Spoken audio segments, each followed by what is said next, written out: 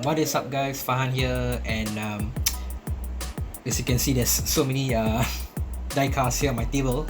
So with the extended circuit breaker happening, I decided to clean up my extensive die-cast collection. So while taking out each and every one of the die-casts, I decided to maybe give you guys a review on my die-casts, give a little history and why I got them, what is it all about, you know. I'm a car guy, I love cars, I love automobiles, I especially love American muscle, but unfortunately due to living in Singapore, you know, it's quite expensive to get a car here. So I guess this die-cast is the best thing. The first die-cast that I'm going to share with you guys is actually, it's not really a die-cast, it's actually more of a toy car. It's actually one of my oldest in my collection.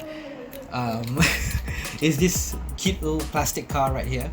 I think I got this when I was 4 or 5 years old, currently being displayed in my display cabinet. Doesn't really resemble any car in particular, maybe a car of the 90s or something. This is the oldest that I've got. The second oldest is actually the Citroen Milk Van, my second oldest die-cast. I think I remember I got this at 5 or 6 years old. I don't know what is this, but it's a Tomica Citroen van as stated on the bottom, and this is my oldest surviving die-cast that I have. Most of my childhood hot toys have been thrown out, but so far this two survived my childhood, and yeah, it's been with me since. The next few vehicles is actually my favorite vehicles. This is the Back to the Future DeLorean. I actually got this sometime when I was in high school, sometime in secondary 3 or something. Back to the Future is my all-time favorite movie. I've always loved the DeLorean time machine. Not many Singaporeans know what is this unless you grew up in the 90s. I love the DeLorean, I love the sleekness, I love the design. And as a Back to the Future fan, we definitely first fell in love with the DeLorean time machine. I thought it was a fake car. I thought it's just some weird car, but it's actually based on a real car, a real automobile, which is the DeLorean DMC-12. This in particular is the 1982 model, I think. I bought this model at the same time as I bought the Back to the Future DeLorean. This is highly detailed with interior and also engine. Sad that the DeLorean Motor Company failed, but I think it wasn't for the failure, right? The DeLorean wouldn't be as iconic as today.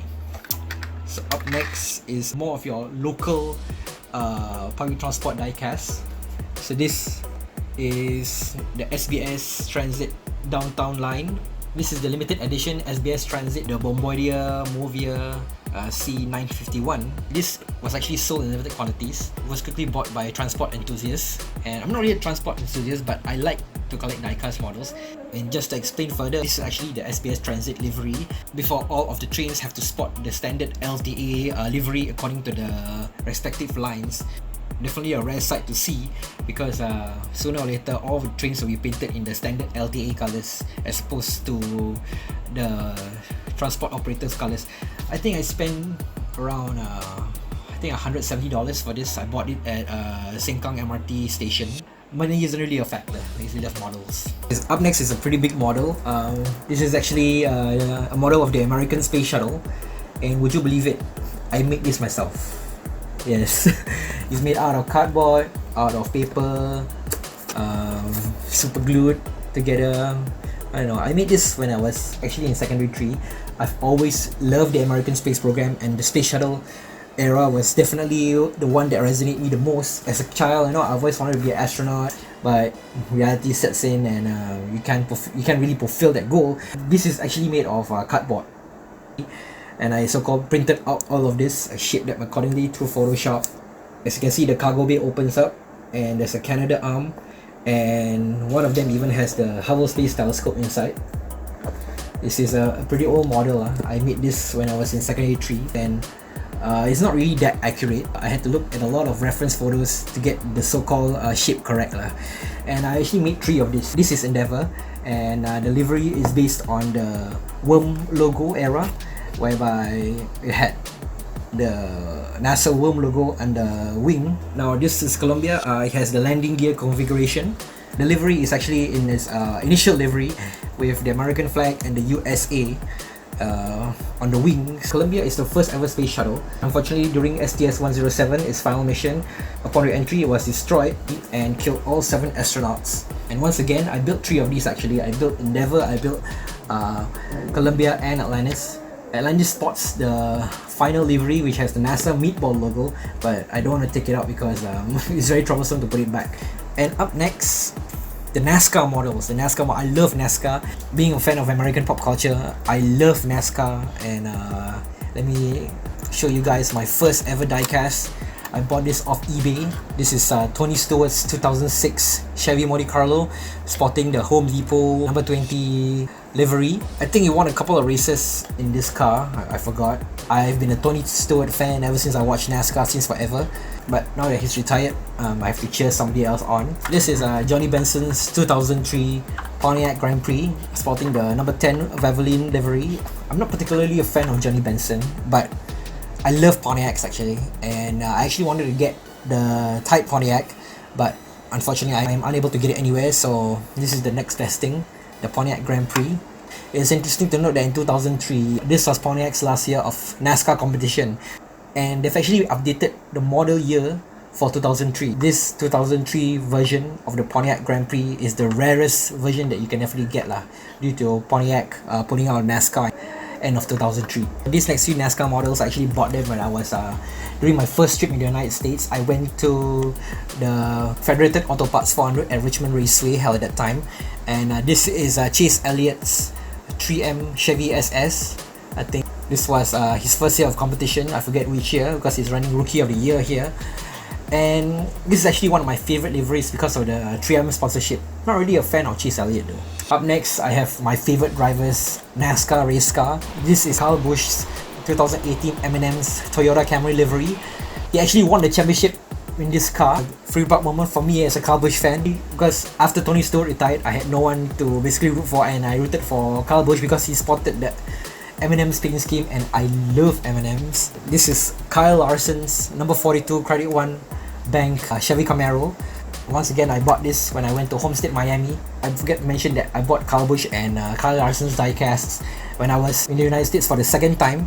And this is actually one of my favorite liveries. Not really a fan of Kyle Larson though, but I love the blue on this one, the matte blue finish on this one, and which is why I bought it lah. And this is one of my most valuable diecasts that I got. This was Eric Almirola's 2018 STP Ford Fusion. This was actually signed by the team owner himself, Richard Petty, the legend, the king, and I'm very proud of this. There was some sort of announcement at one of the booths, and then Richard Petty was there. There was a huge crowd, and I quickly got over there and make him sign my diecast, and he signed. I also took a picture in which he never looked at the camera, but this is really awesome, man. Cannot believe I got Richard Petty to actually sign this diecast. Okay, so up next is the emergency vehicles. Speaking of the United States Street Rod, I bought this NYPD Ford Interceptor, Ford Police Interceptor when I was in New York. A very simple model, but I just wanted to get something from Times Square. I put it in Times Square, I think. Me being a fan of emergency vehicles, I just wanted to get something that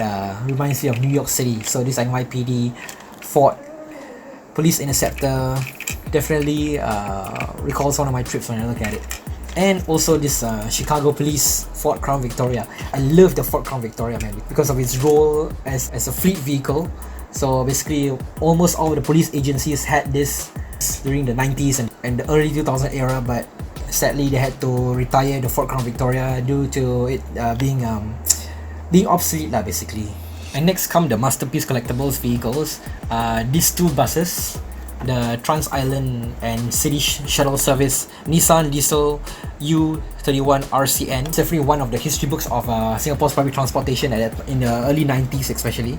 These buses, I actually remembered them when I was a kid, and they last ran through these buses sometime in 2000s. So this was definitely a staple of Singapore's public transport at that time, but due to mergers, acquisitions by SMRT, both of them are defunct. Interestingly, Trans Island was merged with SMRT sometime in 2004 because of the competition from SBS Transit, who was also contracted to run the downtown line, and to foster further competition, Trans Island actually merged with SMRT. And the same goes with City Shuttle Service, which merged with SMRT. Both of these Nissan diesel buses actually ran the SMRT livery briefly before being retired permanently. I think I got this for 100 plus each, and it was pretty pricey honestly, but I love the detail on this. You can really see all of the signage on the buses, the license plates, the detailing, the railing, the interior, and it has never left this plastic case. Glad to get a piece of Singapore's transport history right here. Up next, I want to show you guys is SCDF box ambulance, the Mercedes-Benz Sprinter. I've actually got two of them, call sign number 111 and call sign number 122. I'm not sure where is 122 being deployed, but this livery is actually the earlier livery. Call sign number 111 actually was burned down by rioters during the 2013 Little India riots, and this spotted the later box ambulance livery, but I actually prefer the earlier box ambulance livery. You can really see the difference in markings. I love Masterpiece Collectibles, highly detailed, but unfortunately they're expensive. They're quite fragile because it's made of resin, it's not made of die cast. Not to forget, I got the van ambulance, the current version. This is actually the initial version, the initial livery of the so-called international standard that SCDF actually calls it. In line with most other countries, they've actually converted their ambulance fleet more to van ambulances as opposed to the American style box ambulances. Honestly, for me, I prefer the box ambulance. It really shows that it's an ambulance. But I guess SCDF had to move ahead with the times, and yeah, they've adopted the van version of the ambulance. Masterpiece Collectibles also released a Red Rhino. I think this is the second generation of the Red Rhino, and once again, as expected, Masterpiece Collectibles highly detailed with the correct markings, with the correct equipment behind, and also featuring the interior. And now we move on to Masterpiece Collectibles police models. This is the Singapore Police Force Hyundai Avante, the old police markings. It's interesting to note that this livery has been in existence since 1970s, but they recently changed it to reflect new markings and the newer image of the police force. Interesting to note that SPF actually banned the use of their insignia for all merchandise, and you're actually required to ask for permission if you want to actually sell items with the police insignia, out of fear that people may use to impersonate police officers with it. But for me, it's a die cast, so why would people want to use this to impersonate police officers? This is one of the biggest models that Masterpiece has released. This is the Special Operation Command's command van, affectionately known as Ang Chia. Basically, Hokkien for something, I forget. And this is in its older livery, and I've also got the current livery. Although the call sign markings are in incorrect font, but I think Masterpiece had to do with what they have, because there wasn't any reference pictures at that time when this new livery was released. These models were actually one of the final models to feature the SPF insignia, because as you know, as I told you guys earlier, SPF actually banned the use of their insignia on merchandise. Glad that Masterpiece actually released these models before the ban itself lah. And my final model from Masterpiece Collectibles, this is the pump ladder in this current livery. I forget the model name, but I really love the model. And once again, you can see the detailing, the labeling, everything is all correct. But then, please handle this with care, it's very fragile. So up next is Toyota Crown taxis, which were iconic during the late 90s and early 2000s, featuring the City Cab and the Comfort livery. City Cab and Comfort has since ceased to exist, and now they're known as Comfort Delgro. They actually scrapped this Toyota Crowns, I think back in 2013 or something, because they're kind of obsolete and they didn't meet the requirements of LTA, so they had to be scrapped. Interesting to note that the Toyota Comfort Crown is also fleet model of choice for taxis in Hong Kong and Japan. The Toyota Crown Comfort actually the Asian version of the Ford Crown Victoria, because it played a major role for taxi cabs and also police cars. Being in one of these cars is very spacious indeed. My uncle actually drove a City Cab Nissan Cedric in the early 2000s, and definitely relieves one of my childhood memories. Speaking of buses, this model for the Volvo Olympians features the liveries of SBS and SBS Transit. This is the older 90s livery with the Superbus branding on it, and this is in the SBS Transit livery. Note that these buses has since been retired and replaced with the standardized LTA branding, the so-called SG Love Bus. I actually forgot where I bought this from, but I think I bought this for like 100 plus on Carousel. We need to sell this for cheap. This was actually released by SBS, and there's limited numbers being made. Definitely a part of Singapore's public transport history. And also we have the Enviro 500 in the SMRT livery. This was actually released by a Hong Kong based company, and with permission of SMRT of course. and I think they made limited quantities of this, and it's actually serialized. And finally, I have this Man Lion City in the current SG Love Bus livery. Due to the bus contracting model, all buses right now feature the SG Love Bus branding with its lush green color. I remember the public get a chance to actually vote for the colors, which at that time is green and red, but ultimately the green color got the highest votes. But I think the lush green actually won by a little margin, and ultimately all of the buses in Singapore are repainted to this green colors. The older liveries of SMRT, SBS Transit have definitely been defunct, and once again glad that I got a chance to own a piece of history of Singapore's public transport. And here I have a model of the Royal Malaysian Police patrol car, the Proton Inspira, in the current livery. The Proton Inspira is actually a rebadged version of the 9th generation Mitsubishi Lancer, which is manufactured in Malaysia. There's actually a federal government law whereby all federal government vehicles need to use brands of Malaysian makes. Once again, I really love the current livery.